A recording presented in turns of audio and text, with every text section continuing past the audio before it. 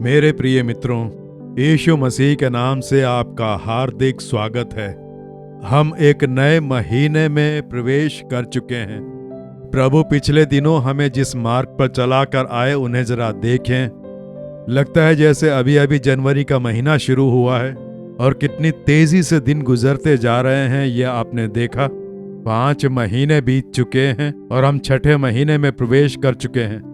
लेकिन हर एक दिन प्रभु का अनुग्रह हमारे साथ रहा, ये ध्यान रखें। पिछले दिनों कितनी सारी समस्याएं, आक्रोश, उलझने, संसार में होने वाले कई सारे कार्य हमारे जीवन में आए जिसके असर से नुकसान हुआ, लेकिन इन सब से निकलने में प्रभु ने सहायता की।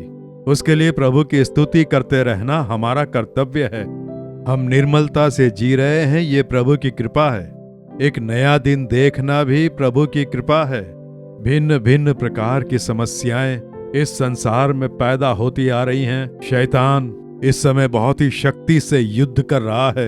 यहोवा हमें अद्भुत रूप से सुरक्षित चलाते आ रहे हैं। उसके लिए प्रभु को धन्य कहना हमारा कर्तव्य है। ठीक है, आज के दिन इस नए महीने में प्रभु कौन सा वचन और प्रतिज्ञा हमें दे रहे हैं, किन वचनों को पढ़ पढ़कर हम आगे बढ़ें।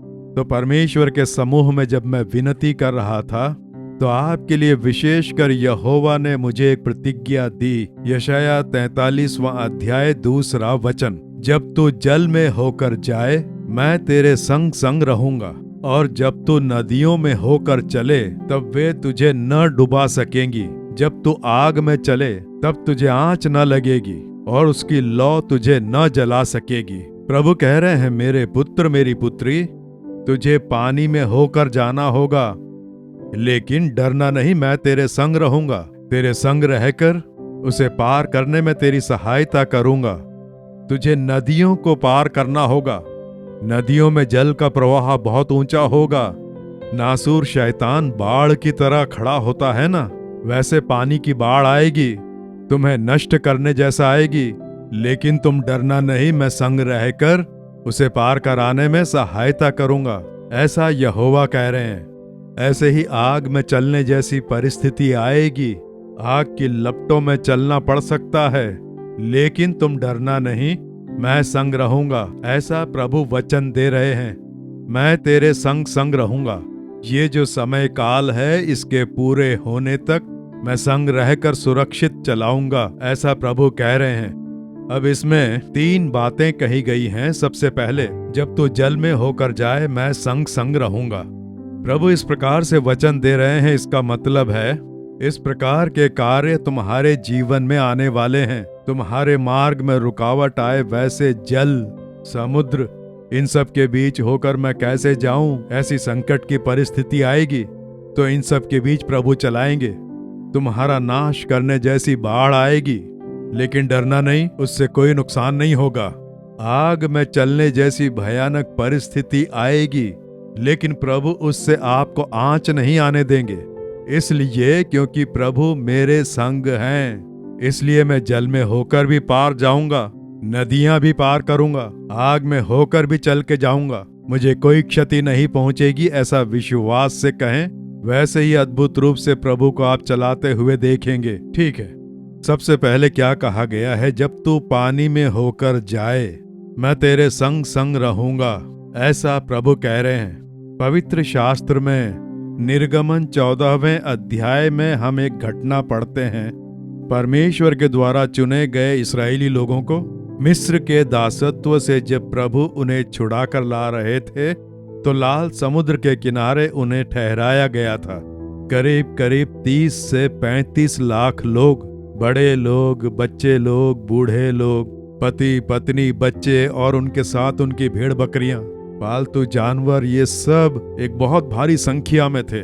मिस्र के दासत्व से उन्हें छुड़ाकर दूध और शहद वाले कनान देश की ओर उनसे यात्रा कराई जा रही थी, और वो सब पहली बार समुद्र के किनारे अपना पड़ाव डालते हैं। और उस समय फिरौन, मिस्र का राजा, बहुत ही कठोर होकर इन लोगों को जाने नहीं देना है, फिर से इन्हें दास बनाना है, यही लोग तो हमारे सारे काम करते हैं बोलकर फिर से उन्हें दास बनाने के लिए अपनी पूरी सेना के साथ आता है। अपने रथों के साथ। वो बेचारे लोग 400 साल से दासत्व में जी रहे थे। उन्हें लड़ाई करना नहीं आता था, केवल काम करते, बस दास बन के रहते। उन लोगों को नष्ट करने के लिए मिस्र का राजा अपनी पूरी सेना के साथ आता है। इन लोगों में एक डर बैठ जाता है, ओहो फिरौन आ गया, ये हमें जान से मार डालेगा, क्या इसीलिए प्रभु हमें छुड़ा कर लाए? ऐसे बहुत से सवाल पूछने लग गए। तब मूसा परमेश्वर का जन यहोवा उससे कहते हैं 13वें वचन में, डरो मत, खड़े खड़े वह उद्धार का काम देखो जो यहोवा आज तुम्हारे लिए करेगा। तुम लोग उनके साथ युद्ध नहीं कर पाओगे, तुम्हें युद्ध करने की आदत नहीं, तुम लोग दासत्व में से आए हो, इसलिए प्रभु ने तुम्हें लड़ने के लिए नहीं कहा, बस खड़े खड़े देखो, स्वयं यहोवा तुम्हारे लिए लड़ेगा, बस तुम खड़े रहकर देखते रहो वो क्या करते हैं। यहोवा जो तुम्हारे लिए उद्धार का काम करेंगे वो देखो, इसलिए तुम्हें नहीं लड़ना है, तुम्हारे लिए यहोवा लड़ेंगे कहा। तो प्रभु क्या करते हैं? समुद्र एक रुकावट है, वो आगे ना बढ़ पाए उस तरह से लाल समुद्र एक बहुत बड़ी रुकावट बन के सामने खड़ा है।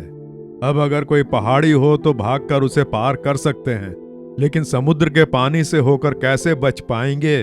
उनकी यात्रा में समुद्र एक बड़ी रुकावट बन गया। बड़ी बड़ी लहरें उठ रही हैं, जहां तक दृष्टि जाए केवल पानी ही पानी। अगर कोई छोटी बड़ी नदी हो तो भी उसके पार हम देख सकते हैं, चलो इतनी दूर ही है ना, तैर सकते हैं या चल सकते हैं, लेकिन वो तो समुद्र है, वो जो है करीब करीब 18 किलोमीटर का है ऐसा कहा गया, और उसकी जो गहराई है 25 से 30 मीटर तक, यानी करीब करीब 100 फीट तक। वैसा समुद्र सामने खड़ा है, इसे कैसे पार करेंगे सोचकर जब सब ठहर गए। जब तू जल में होकर जाए मैं तेरे संग संग रहूंगा, ऐसा प्रभु ने वचन दिया है ना।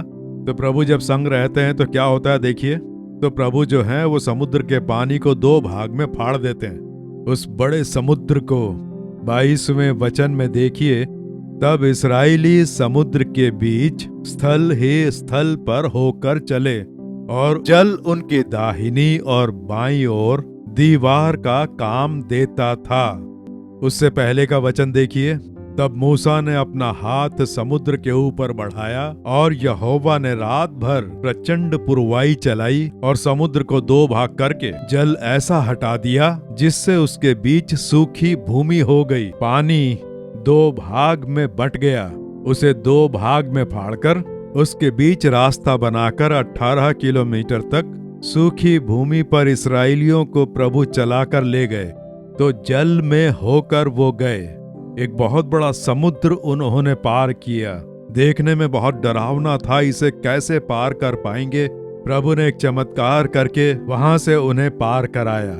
आज आपके जीवन में इस समुद्र की तरह लहरें उठ रही हैं। लहरों की तरह एक के बाद एक समस्याएं आपके घर में, परिवार में, बिजनेस में, नौकरी की जगह पर, आपकी सेवकाई में ऐसी लहरें बार बार उठ रही हैं। इन्हें कैसे पार करेंगे? जमीन पर हो तो ठीक है, लेकिन ये पार करके दूसरी ओर जाना है। हमारी यात्रा चलती रहनी चाहिए।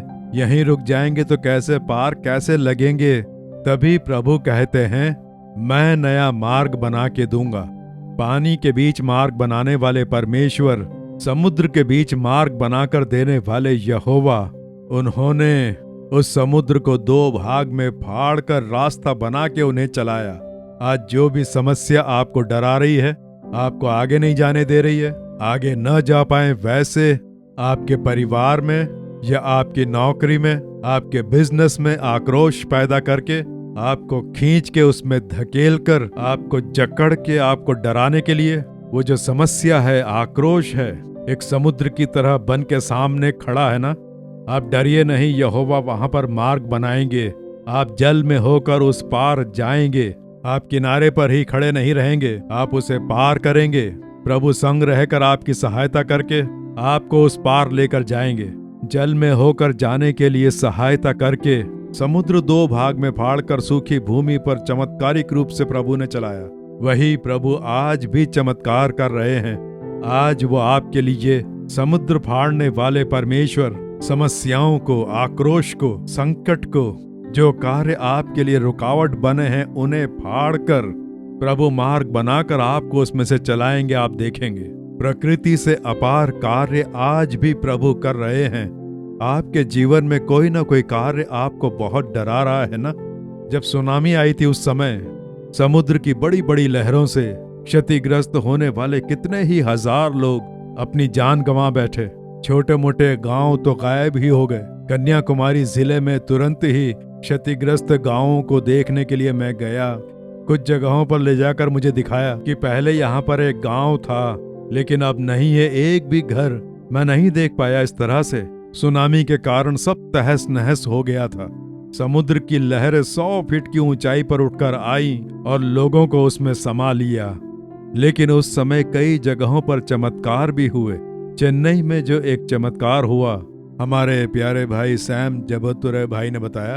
उन्होंने जिसे बताया था, उन्होंने आके मुझे ये बताया कि आखिर हुआ ये था, ये जो मछुआरे लोग हैं ना, मछलियां पकड़कर जो बेचते हैं, पुरुष समुद्र में जाके मछली पकड़ कर लाते हैं, महिलाएं समुद्र के किनारे मछलियों का व्यापार करती हैं।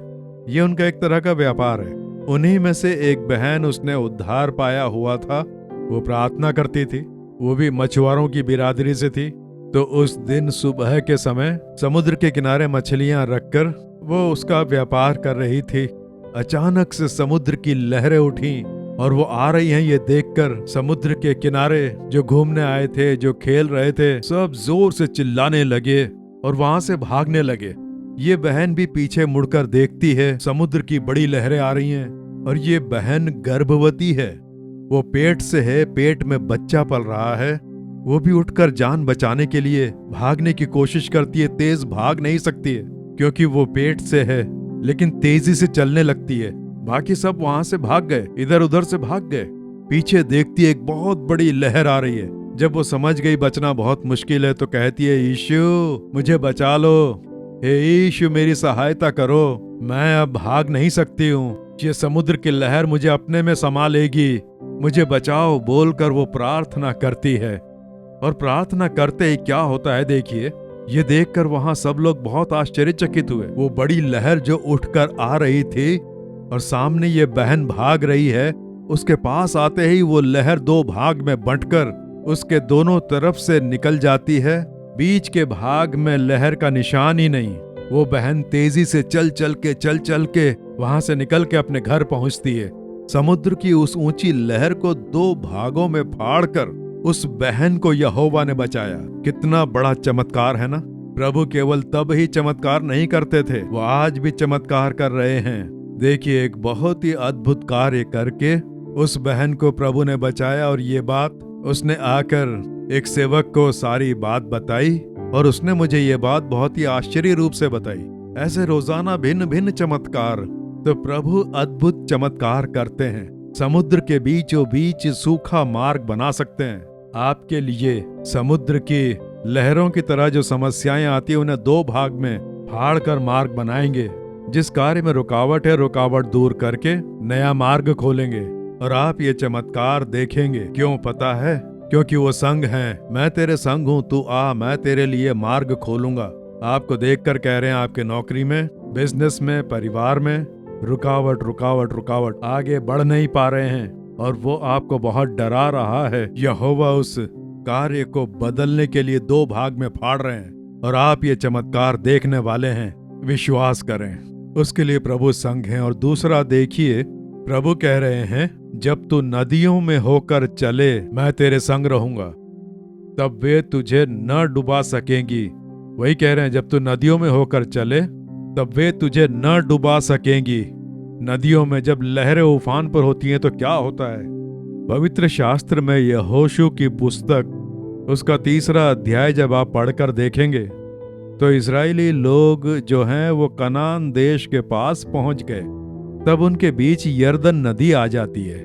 ये जो यरदन नदी है, हेर्मोन पर्वत से निकलकर गलीलिया समुद्र में आकर, वहां से निकलकर यरदन खाई से होते हुए मृत समुद्र में आकर मिल जाती है।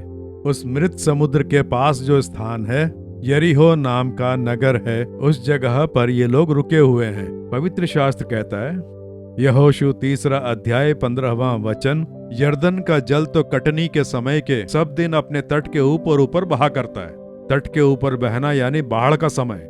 भारी बरसात के समय आप देखते हैं ना, बाढ़ विशाल रूप से आती है। तो उस नदी के उफान के सामने सोचते हैं कि आप कोई खड़ा रहेगा? नहीं रह सकता। हमारे इलाके में कई साल पहले एक बहुत बड़ी बाढ़ आई थी। ताम्रबरनी नदी उफान पर है, उसके सारे किनारे कट गए, पानी गांव में आ गया, बहुत भारी नुकसान हुआ, बहुत क्षति पहुंची।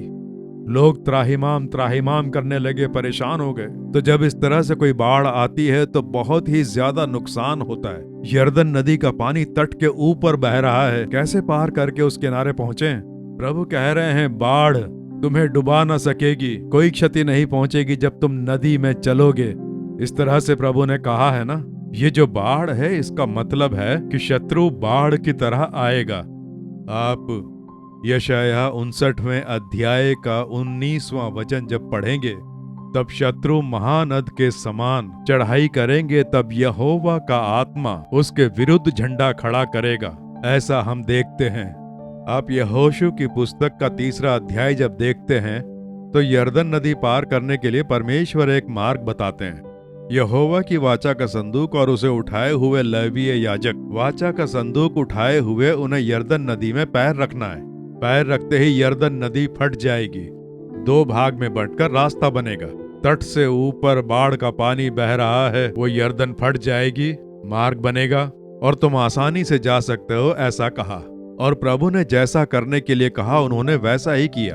वो अपने सामर्थ्यशाली हाथों से प्रकृति से अपार कार्य करते हैं। यर्दन नदी जो बाढ़ की तरह आ रही थी, परमेश्वर उसे रोक देते हैं और पानी दीवार की तरह खड़ा हो जाता है। जरा सोच कर देखिए, पानी का दीवार की तरह खड़े रहना।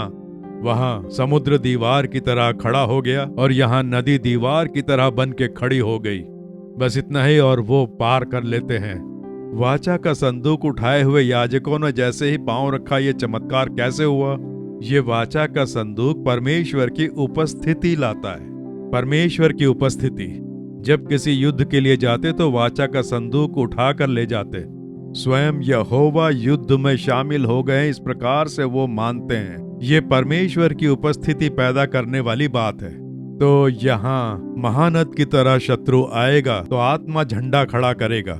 पवित्र आत्मा जो है परमेश्वर की उपस्थिति लेकर आता है। तो शैतान जो शत्रु है वो बाढ़ की तरह खड़ा होता है और हमें परिवारों को नष्ट करने के लिए, व्यापार नष्ट करने के लिए, नौकरी में समस्या खड़ी करने के लिए, परिवार में विपत्ति पैदा करने के लिए बाढ़ की तरह जब शैतान खड़ा होता है तो आप कैसे उसका सामना करेंगे? परमेश्वर की उपस्थिति से। यहोवा की उपस्थिति होते ही शैतान कांपने लगता है, उसकी क्रियाएं नष्ट हो जाती हैं और वो दूर चला जाता है।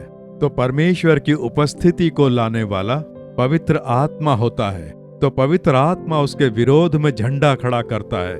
पवित्र आत्मा के आते ही शैतान बुरी तरह कांपने लगता है। तो उसके लिए क्या करना है? शैतान का आक्रोश यदि आपके परिवार में है, तंत्र मंत्र जादू टोना शैतान की क्रियाएं आपके विरोध में, सेवकाई के विरोध में, परिवार के विरोध में जब आती हैं तो ओहो क्या करें, समझ में नहीं आ रहा है, शैतान हमारा बुरा कर रहा है बोलकर आप निराश ना होएं। आपके लिए पवित्र आत्मा है।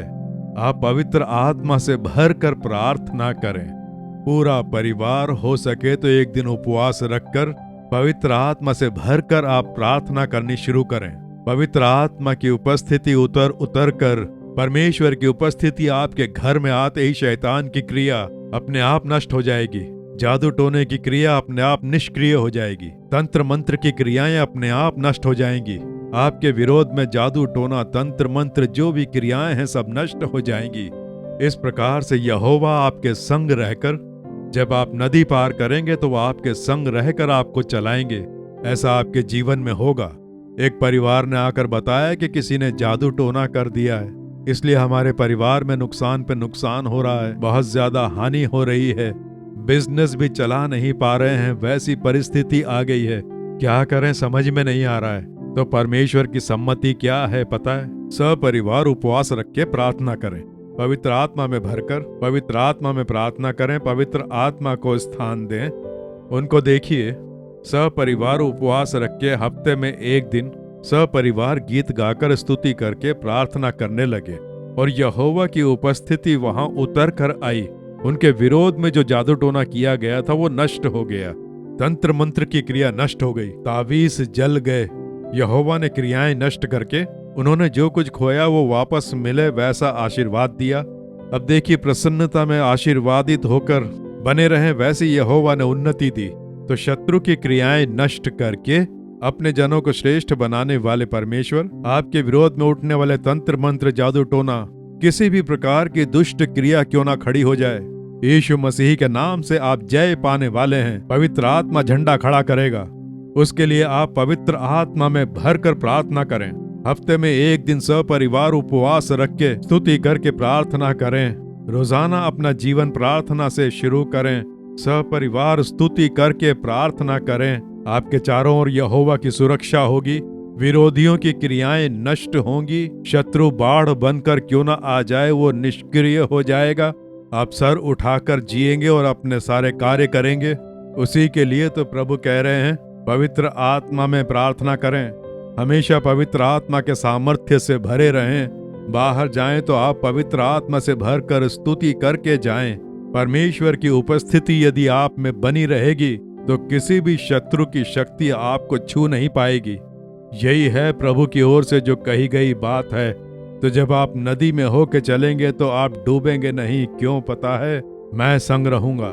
मैं संग रहूंगा, इसलिए आपको कोई क्षति नहीं पहुंचेगी। तीसरी बात प्रभु कह रहे हैं, देखिए, जब तू आग में चले तब तुझे आंच न लगेगी। यशाया 43वां अध्याय देखिए उसके दूसरे वचन में, जब तू आग में चले तब तुझे आंच न लगेगी। अब समुद्र का जो पानी उसे पार कर गए, बाढ़ जैसी नदी को पार कर गए। और अब प्रभु कह रहे हैं, जब तू आग में चले तब तुझे आंच न लगेगी, उसकी लौ तुझे न जला सकेगी। आग की लौ तुझे छू न सकेगी, तू उसे पार करेगा, ऐसा कहा है। दानियेल की पुस्तक में हम एक घटना देखते हैं।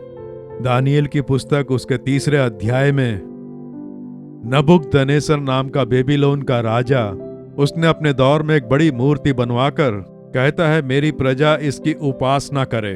तब शद्रक, मेशक, अबेदनगो, ये 3 लड़के वो यीशु को मानते थे, प्रभु से प्रेम और विश्वास रखते थे। उन्होंने कह दिया कि हम मूर्ति की उपासना नहीं करेंगे। हमारे प्रभु जीवित प्रभु हैं, वो एक पवित्र आत्मा है, इसलिए हम मूर्ति की उपासना नहीं करेंगे। राजा क्रोधित हो जाता है, मैं राजा हूं, तुम लोग मेरे दास हो, तुम्हें मेरा कहा मानना होगा। जो कार्य प्रभु को पसंद नहीं, हम वो कार्य नहीं करेंगे। तब राजा और क्रोधित होकर कहता है कि मैं तुम्हें आग के भट्ठे में डलवा दूंगा। तुम आग के भट्ठे में डलवाओगे तो परमेश्वर हमें बचाने में सामर्थ्यशाली हैं, और अगर वो बचा नहीं पाए तो भले ही हम मर जाएं, परमेश्वर को जो पसंद नहीं वो कार्य हम नहीं करेंगे, मूर्ति को नमन नहीं करेंगे। ऐसा उन्होंने दृढ़ता से कहा।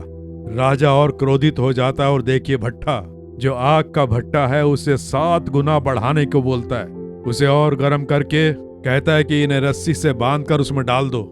जो इन्हें डालने आते हैं वो आंच से जल जाते हैं। लेकिन इनके साथ क्या हुआ? तीनों के साथ जो रस्सी बांधी थी खुल जाती है, और तीनों आग में वॉकिंग करते हैं। उस आग के भट्टे में ना तो उन पर कोई आंच आई, जलने जैसी स्मेल भी उन्हें नहीं आई, आग से उन्हें जरा सी भी क्षति नहीं पहुंची, और आग के भट्टे में ऐसे चल रहे थे जैसे किसी एसी में चल रहे हैं। राजा देखता है 3 लोगों को ही भट्टे में डाला ना, हाँ, लेकिन एक चौथा इंसान भी है। वो परमेश्वर का साया है, स्वर्ग से आए स्वर्गदूत का साया। इसका मतलब है प्रभु स्वयं आग के भट्टे में उतर कर आए। यही तो कहा ना, मैं संग रहूंगा। तू जल में होकर जाए, मैं संग रहूंगा। तू नदी में होकर चले, मैं संग रहूंगा। और जब तू आग में चले तुझे आंच न लगेगी, मैं संग रहूंगा ना।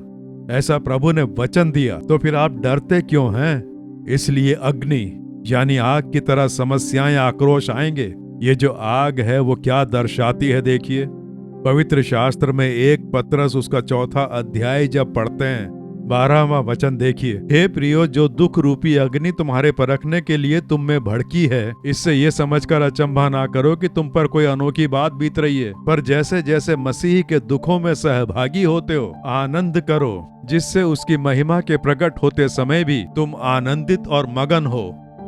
अग्नि, आपके बीच जो आग भड़क रही है वो अग्नि है।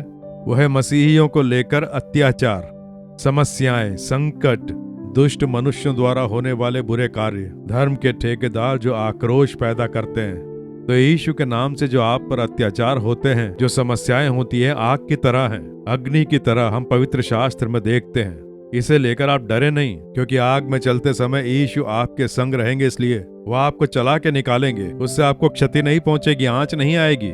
यही तो प्रभु कह रहे हैं, जब तू आग में चले तुझे आंच न लगेगी, ऐसा कह रहे हैं। इसी तरह से एक बार जब मैं सेवकाई के लिए गया हुआ था, तो एक गांव से एक परिवार मुझसे मिलने आया था। उनके जीवन में जो एक बात घटी वो मुझे बताई। उस गांव में ज्यादातर लोग मसीही नहीं हैं, वहां गैर मसीही रहते हैं। ये जो परिवार है ये भी किसी जमाने में गैर मसीही था। उसके बाद यीशु के बारे में जाना और एक सभा में जाकर उद्धार पाया और यीशु को अपने जीवन में अपना लिया। उस गांव में कोई चर्च नहीं है, केवल इस एक परिवार ने ही यीशु को अपनाया है। पास के गांव के चर्च में जाते थे, घर में सब मिल के प्रार्थना करते। धीरे धीरे गांव वालों को पता लगा कि ये क्या एक नया ईश्वर हमारे गांव में लेकर आए हैं। इस प्रकार से लोग धीरे धीरे बातें बनाने लगे। वहां मंदिर का उत्सव आया। गांव में मंदिर का विशेष उत्सव मनाने के लिए गांव वालों को उसके लिए कुछ चंदा देना पड़ता है, उससे ही मंदिर का उत्सव मनाया जाता। इनसे जब मांगा तो इन्होंने कहा कि अब हम मंदिरों में कोई पूजा पाठ नहीं करते हैं, हम लोग अब जीवित प्रभु यीशु की आराधना करते हैं। इसलिए मूर्ति पूजा के लिए चंदा देना पाप है, ऐसा पवित्र शास्त्र में लिखा है, और हम लोग ये पाप नहीं कर सकते। गांव में कुछ भलाई का काम करना हो तो कहो, उसमें हम हमारी ओर से चंदा देंगे, क्योंकि वो गांव के लिए है। ये जो है एक मूर्ति पूजा के लिए है, इसके लिए हम कुछ करेंगे तो हमें पाप लगेगा, इसलिए हम नहीं दे सकते। गांव के बड़े बड़े लोगों को साथ में रखकर उन्हें समझाया, पर यह परिवार नहीं माना। तब उन्होंने कहा कि अगर तुम्हें इस गांव में रहना है तो इस गांव में तुम्हारा कोई हिस्सा नहीं होगा, कुछ नहीं मिलेगा। आज से हम तुम्हें इस गांव से अलग रखते हैं। इस गांव में कोई भी दुकान वाला तुम्हें कोई सामान नहीं देगा। गांव के कुएं से तुम पानी नहीं भर पाओगे। तुम्हारे घर में कुछ भी अच्छा बुरा होगा तो गांव का कोई नहीं आएगा। तुम अब अनाथ हो गए हो, ऐसा बोलकर गांव में घोषणा कर दी। अब उस गांव में कोई इनसे बात नहीं करता है, न उस गांव में किसी दुकान से ये सामान ले पाते हैं। लेने जाएं तो साफ मना कर देते हैं। लेकिन पानी के कारण हालत खराब होने लगी, पड़ोस के गांव से लेकर आते। ऐसे दुख उठाकर वो जी रहे थे। बुरी तरह जूझना पड़ा। तब इनकी जो समस्याएं थी वो आग में चलने जैसी थी। हर दिन जूझना पड़ता, अकेले पड़ने जैसी परिस्थिति। तो ऐसी दुखी परिस्थिति में ये प्रभु से प्रार्थना करते हैं, प्रभु तुम्हारे नाम से हम पर ये अत्याचार हो रहे हैं, इनसे बाहर निकलने के लिए कृपा करो। पीने के पानी के लिए हम बहुत तकलीफ उठा रहे हैं, पड़ोस के गांव से लाना पड़ता है। घर का सामान इधर उधर की दुकान से ले आते हैं, लेकिन पानी के लिए बहुत दुखी हैं। ऐसा बोल के प्रार्थना की। तब प्रभु ने उन्हें एक सम्मति दी, वो ये कि इनके घर के पीछे एक इन्हीं का बागीचा है, काफी बड़ी जगह में। पवित्र आत्मा ने वहां कुआं खोदने की सम्मति दी। प्रार्थना करके इन्होंने कुआं खोदना शुरू किया। खोदने पर मीठा पानी निकला।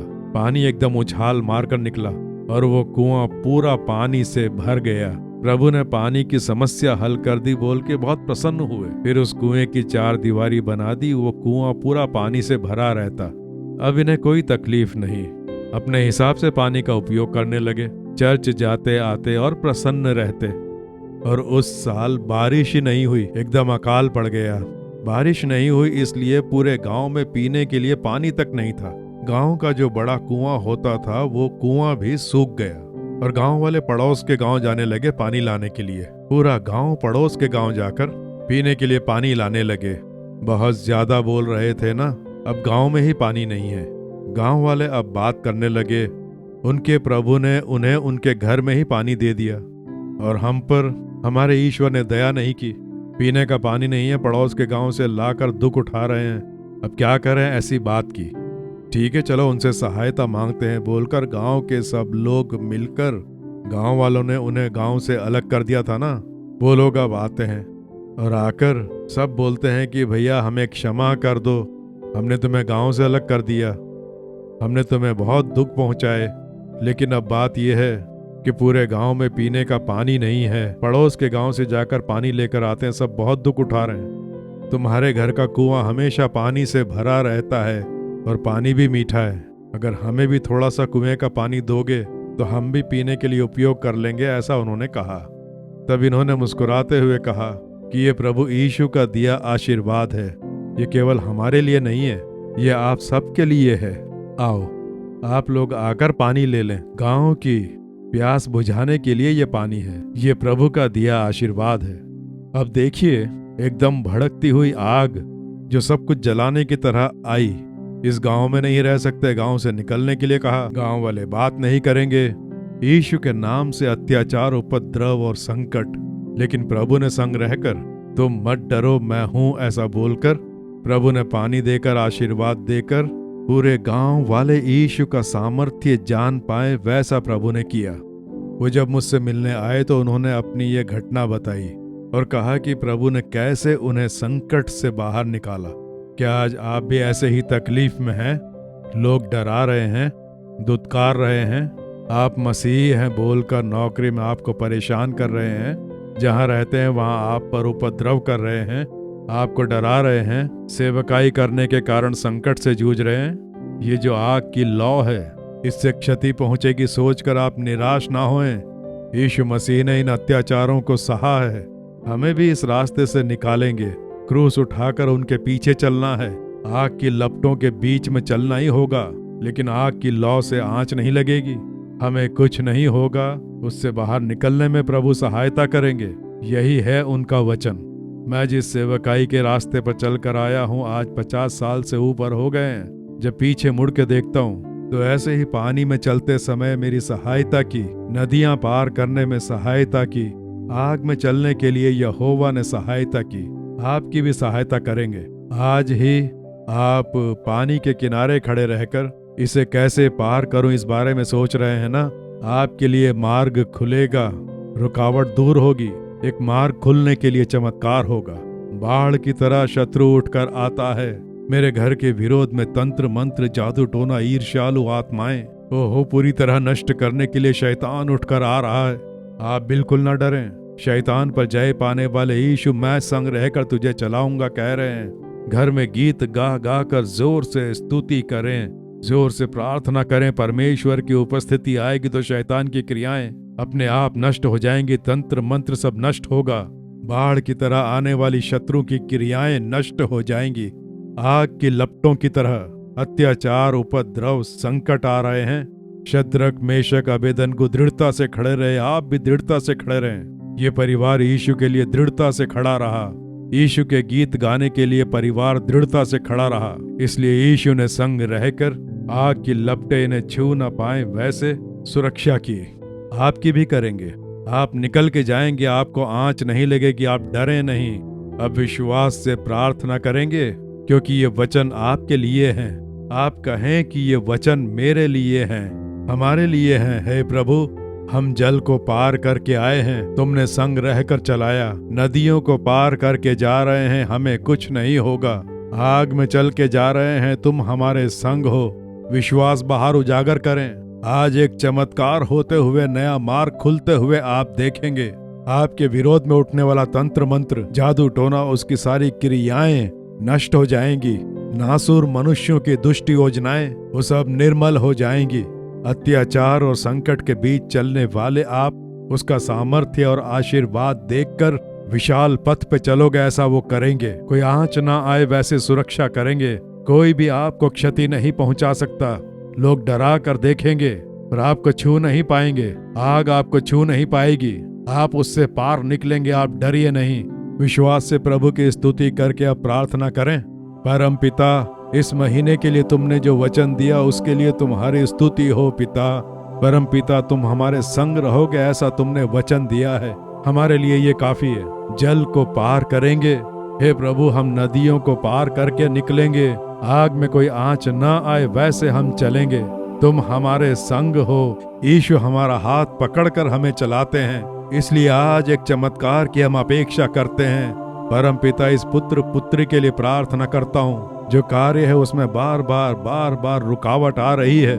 जहां तक भी दिखाई देता है वहां तक लगता है समस्या का हल नहीं निकलेगा, ऐसे उदास हैं। समुद्र को पार कराने वाले परमेश्वर, यीशु मसीह के नाम से रुकावटें दूर हो जाएं, इनके लिए नए मार्ग खुल जाएं, एक चमत्कार हो, इनके कार्य सफल हो जाएं। यीशु के नाम से आशीर्वाद देने के लिए धन्यवाद। हे प्रभु, बाढ़ की तरह शत्रु उठकर इन्हें, इनके परिवारों को, व्यापार को नष्ट करने के लिए, नौकरी में समस्या खड़ी करने के लिए, परिवार की शांति छीनने के लिए नासूर शैतान खड़ा हो रहा है। पवित्र आत्मा की उपस्थिति इसी समय उतर कर आए, पवित्र आत्मा का सामर्थ्य इसी समय उतरे। शैतान की क्रियाएं, जादू टोने की क्रियाएं जलकर नष्ट हो जाएं, सब जल के भस्म हो जाएं। इनके और इनके परिवारों के विरोध में उठने वाली सारी शैतान की क्रियाएं नष्ट हो जाएं, जल के वो भस्म हो जाएं। पवित्र आत्मा झंडा खड़ा करेगा, उसके लिए स्तुति हो। जय दिलाने के लिए स्तुति हो। शैतान की क्रियाएं नष्ट हो गई, उसके लिए धन्यवाद।